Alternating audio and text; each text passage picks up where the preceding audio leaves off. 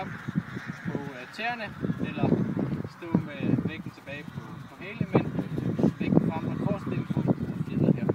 Brug de her opøvelser i dag til også at fornemme, hvordan er det min krop bevæger sig op og ned, hvordan er det mit tyngdepunkt bevæger sig op og ned.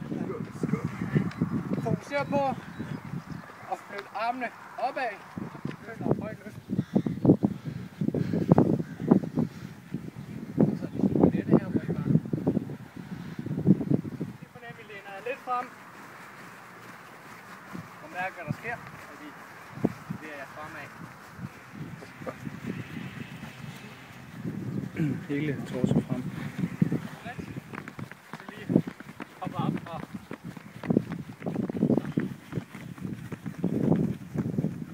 det er klart, det bliver selv sagt lidt hårdere. Ikke at I kan løfte op til og hvis I ikke kan mærke fingerspidserne møder hælen, her. Forhåbentlig, ja. Og husk det her med, at det er utrolig vigtigt at instruere. Inden så går man sammen 2 og 2 og fejlretter hinanden, så man lige hjælper hinanden med at finde pose. For eksempel. Sådan der, yes. Sådan der. Så bevæger vi knæet lidt fremad og lidt opad. Men at vi har fokus på at løfte foden.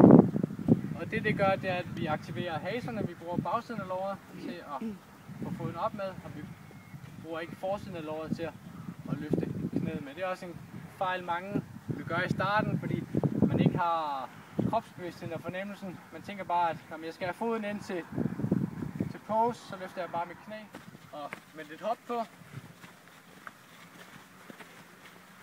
En lille progression, som kræver lidt koordinering igen. Kommer lige ind i takt med kroppen, tyngdepunktet op og ned, og du også siger løfte foden. Så her så bliver det tit sådan en meget ført bevægelse, at jeg bruger hasen til at trække foden hele vejen herop til, og så bliver den nedadgående bevægelse, den bliver også sådan rimelig anspændt og rimelig kontrolleret ned. Jeg står her sådan meget, mærker meget efter, at jeg bruger haserne til at trække foden op. Det skal vi lidt væk fra, fordi det er ikke det, vi gør, når vi løber. Der skal I forestille jer, at hvis jeg har en tennisbold i hånden her, så kan jeg føre tennisbolden op til den højde her og føre den ned igen. Jeg kan også vælge lige at aktivere, give tennisbolden en lille puff her nede i bunden, bare lige ved at bruge håndledet, og så kommer tennisbolden op til den samme højde, når sit toppunkt, og så falder den ned i min hånd igen. Det er lidt det samme, vi skal forestille jer med løbeskoen. Den skal ikke føres herop og føres ned igen. Vi skal bare lige aktivere haserne ned i bunden her, så kommer løbeskoen herop af sig selv, og så falder den tilbage igen til græsset. Så vi bruger kun lige haserne meget, meget kortvarigt, helt ned i bunden, og så kommer foden op af sig selv. Der spænder nu, der er ikke nogen ført bevægelse. Fornem, vi begynder at lande lidt tungt nu. Og den tyngde, I lander med, det er simpelthen bare den kraft, foden får på, løbeskoen får på fra sit toppunkt i et frit fald ned mod græsset. Og mærke efter, om vi egentlig gør tingene rigtigt. Står jeg sådan her. Der er meget godt plads, ikke?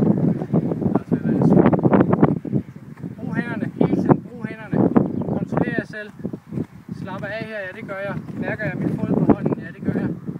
Ekstremt vigtigt, for lige snart nu skal jeg stole meget på min perception, hvis jeg bare står og laver bevægelsen, så får vi ikke perceptionsdelen med. Så hele tiden få noget feedback, gør jeg tingene rigtigt. Har I mulighed for at stå og kigge jer selv i spejl nogle gange, eller flytter. Sætter den ene fod frem og den anden lidt tilbage, flytter vægten herude på forreste fod, så kan man løfte sit tyngdepunkt op, så samtidig. Det stiller lidt større krav til, det er lidt svært at løfte foden omkring tyngden, og starter på begge fødder på jorden. Og igen, det er også meget en sanseoplevelse. Vi skal mærke tyngden, vi skal mærke kropsvægt. Jo mere kropsvægt vi mærker, jo tungere vores makker er, jo mere fald er der, jo mere power er der på. Så jeg læner mig frem her, lige præcis, og prøver at mærke, okay, er der noget tyngde her, det ser rigtig fint ud.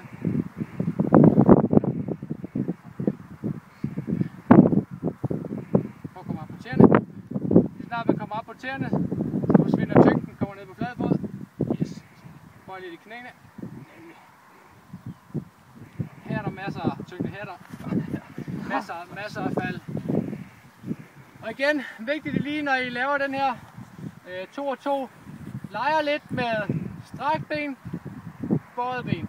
Mærk forskellen fra, hvis man står og falder her, frem for at stå og falder med bøjknælet. Stor forskel. Stor forskel på, om vi står op på tæerne og prøver at falde, eller vi står nede på flad fod og prøver at falde. Og igen, mærk forskellen i tyngden. Mærk, at de bliver tungere, jo længere I kommer ud. Se om vi reagerer modsat, hvis vi bliver ført ud i en stor faldvinkel, og vi reagerer ved at reducere faldet, fordi vi dybest set er lidt bange for at miste balancen, så vi står sådan her, i stedet for at bare stole på, at vi kommer med ud i en god faldvinkel, og har det godt med at stå ude i en stor faldvinkel. Så prøv lige 2 og 2. Se det, men vi skal passe på ikke at læne os for meget frem med skuldrene. Ligesom vi skal passe på ikke at skyde hoften for langt frem, fordi hvis vi gør det overdrevet, så trækker vi skuldrene tilbage, så falder vi heller ikke. Men en god tommelfingerregel, det er egentlig, at en lodret linje gennem hofter og skuldre, når man falder frem her. Overdrevet, så kan I stille og roligt rette jer op, samtidig med at I trækker skuldrene tilbage, så skyder I hoften frem på et eller andet tidspunkt, så kommer faldet. Og i det øjeblik I mister balancen, der har I et godt udgangspunkt for, okay, det er altså den rigtige position.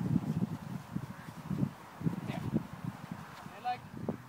Og så læner vi os frem, indtil vi kan mærke, at det begynder at falde, og så sætter jeg det kan faktisk også nogle gange have en meget god effekt på vores fornemmelse for vægt. Hver gang I ånder ud, puster ud, så kan I lige komme lidt længere ned. Startposition og slutposition. Så startposition, og så min slutposition, det er der, hvor jeg gerne vil nå ned. Start og slut. Start her og slut her. På vejen ud i bevægelsen, så kommer der noget støj fra min hoftebøj. Den begynder at brokke sig lidt. Den er ikke vant til at komme herover, så den bliver lidt spændt, og det føles måske ikke helt godt. Jeg begynder at stille spørgsmålstegn ved, begynder jeg nu at øve til.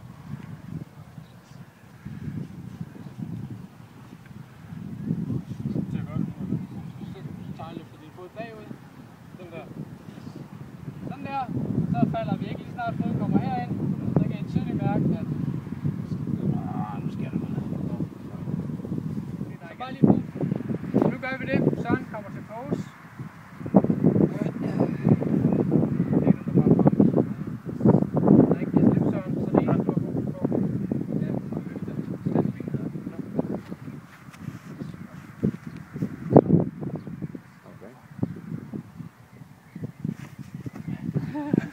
Tag nogle stykker af det, hvor I bare